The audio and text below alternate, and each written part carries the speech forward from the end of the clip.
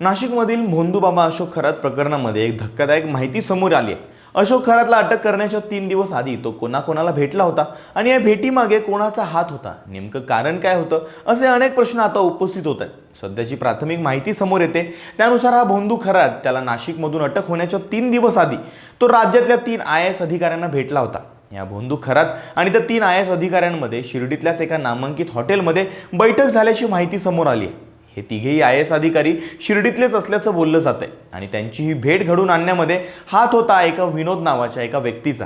प्राथमिक माहिती इतकीच आहे की हा विनोद खरातचाच माणूस आहे आणि त्यानेच कॅप्टन खरात आणि त्या 3 IAS अधिकाऱ्यांना भेटीसाठी एकत्र आणलं होतं। पण या सगळ्या माहितीमध्ये ते 3 अधिकारी कोण होते, ते कशासाठी भेटले होते याची माहिती अजूनही समोर आलेली नाहीये। सध्या सुरू असलेल्या SIT चौकशीतून ती माहिती समोर येईल का याकडे आता सर्वांचंच लक्ष लागलंय।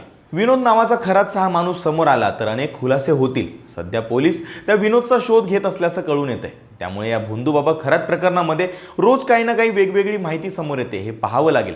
वेळोवेळी तशा अपडेट्स देतच राहू, तोपर्यंत फॉलो करा लगाओ बत्ती।